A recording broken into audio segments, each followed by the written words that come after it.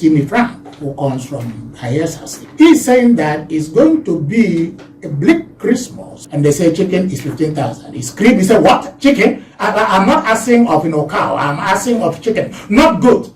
Well, some people who could not afford no chicken, let them make do with what we call okueko. In other words, ice fish. Ice fish is the only fish you see that is dead and the eye is still open. And I just begin to wonder that, okay, this is Christmas period. How do you intend to make the people happy? Mm-hmm. Because this should probably have been the best time to compensate them, to say, okay, before Christmas, even though our revenue is dwindling, but in the spirit of this is what we should do. But of course, it's like recurrent decimal. It keeps happening. I hope you have done your shopping. And, I had one nugget that said that you should not eat too much during this festive period. One of our nuggets here, and I was thinking aloud that if you have enough, that is when you start advising someone not to eat too much. Let me bring my second analyst, Chinese Esang. Chinese Esang is a blogger, is an entrepreneur, and of course, is a political analyst. Good morning, Chinese. Chinese. I used to call it Chinese. No, because of his interference in China, the people left with him. Good morning, Big Sam. Good morning. Good morning, Chief Priest. Good morning, Aquarius. Good morning, Nigerians, and good morning, listeners. I mean, this is the time for giving. I mean, yes. They say Christmas is the period where you show love. Even you can show love to your enemies. It's in the spirit of Christmas. That's what they say. When you keep saying, you just said here that what you have given in your own capacity, it seems as if you're trying to constitute some constituents for a political aspiration. Exactly, and that's why I quickly put that position that I do not have any political plan whatsoever.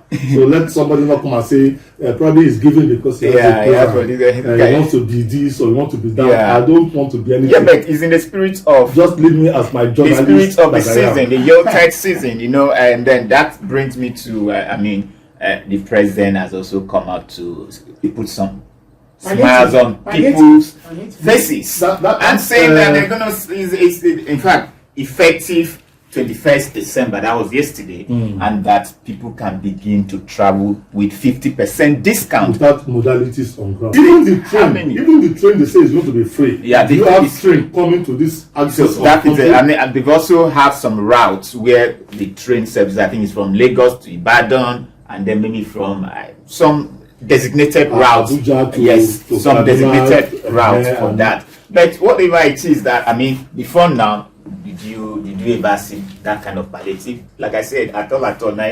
Sorry. That at all is not acceptable to me. For instance, as we speak, the naira is still very scarce. Okay. And you begin to wonder. Before now, they told us it's because of election.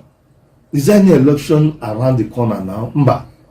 So who is keeping the naira? Or where is the naira hiding? I need to ask this question critically, because even when I just deliberately said I should visit some POS point yesterday, just to do a random check, and everybody, you need to see what they are telling me. Okay, you don't know how to get this naira. You think it's easy? Go to the bank. They won't give you more than 5,000 or 10,000 naira and all those stuff. Yes. So where's the naira? Who's keeping our naira? In fact, it's very funny. Up until now, it's like their cycle is just changing. Before, it used to be fuel scarcity during Yuletide season, Christmas season like this. Now it is naira scarcity. Fuel is no more scarce. Fuel is no longer scarce, and now it is naira that is scarce. Maybe because of the pronouncement by the Supreme Court that the old naira note will cease by December. Even when the Supreme Court has come out to say that no, they're going to run both the old and the new will be used as legal tender, pari passu. But most Nigerians, perhaps, they don't believe that, because of this policy somersault by government, they don't seem to believe government when they make certain pronouncement. So maybe they've started holding the naira, speculating that by this time, maybe they'll wake up one day and say you can no longer use your old naira note or something. But what surprises me is the fact that in as much as they say there's naira scarcity, you go to maybe events, you see these new Naira notes. Exactly. Spraying. So you ask yourself, where is this money coming from? They will tell you if you want to buy 10,000 Yes. naira, you They pay. So start selling. The last time I asked, say 10,000 naira, you pay 4,000 naira extra. That's it. That's 14,000 naira to get 10,000 naira brand new notes, our own notes. Yeah. So that will also be included in the 50% discount. If you didn't do that, and even now, this is the season for where people are supposed to be happy with all the whole frustration in the system, the economic meltdown, and this is a period where people generally want to come home, relax, just to forget about the economic crisis going on in the state, in the country. So why would you not, even if you fail to do that, you have established Christmas village for people to come there and at least relax, wine, eat, and to marry. Yet you haven't made. Is it just enough? Just like the president will give 50% transport discount to people. So after that, when they get home, where is the money for them to feed? It's not just enough to say, okay, I have subsidized transportation. It is not just enough to establish or to put up a Christmas village, for people to come and marry. Let's talk about Nigeria. When you say Nigeria, in fact, anytime I want to talk about Nigeria, most times you see my heart skip because in as much as I look at the nation that they tell us renewed hope, keep having hope even against hope.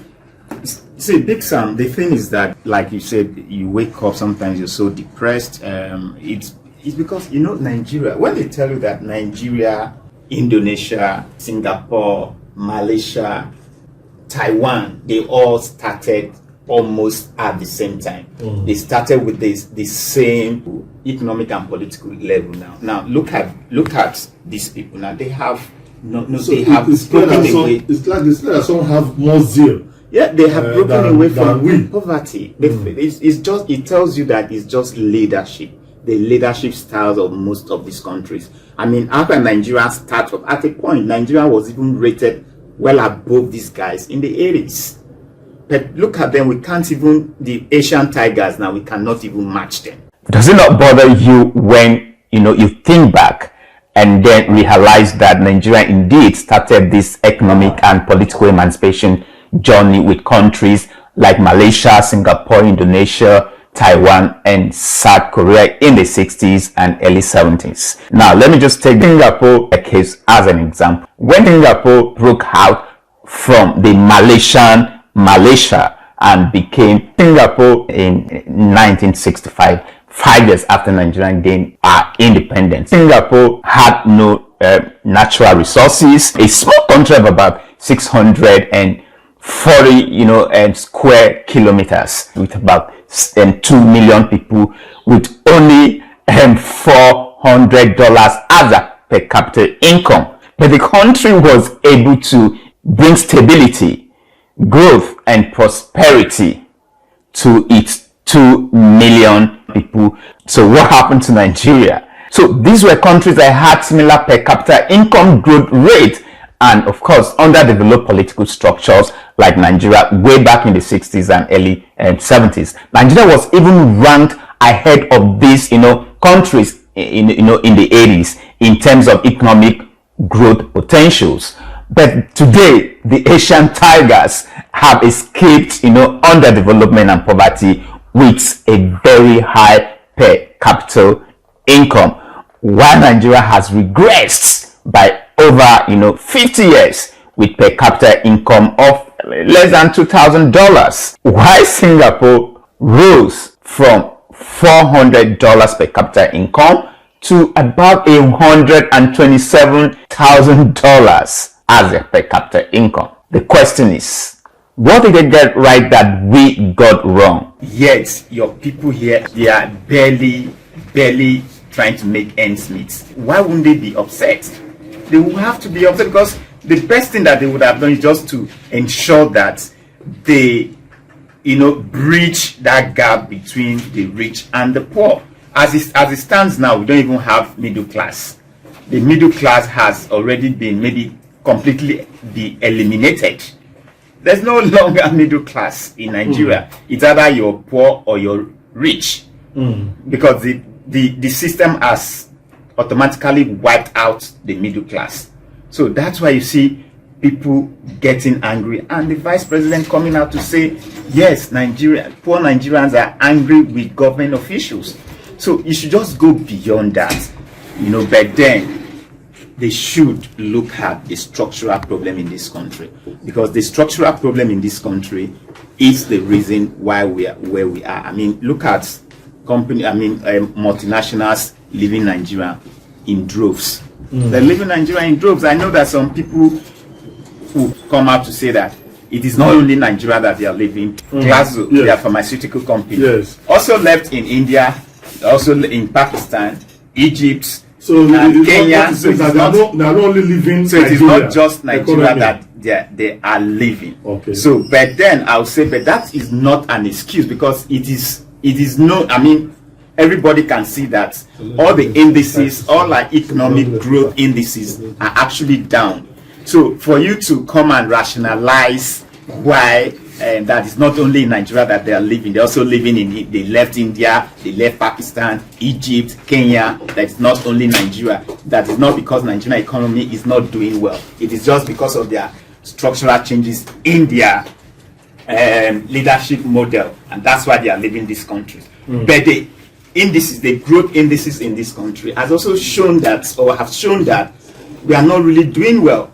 I mean, I can go on and talk and start reeling out those statistics, like 45% unemployment rates, 28% inflation.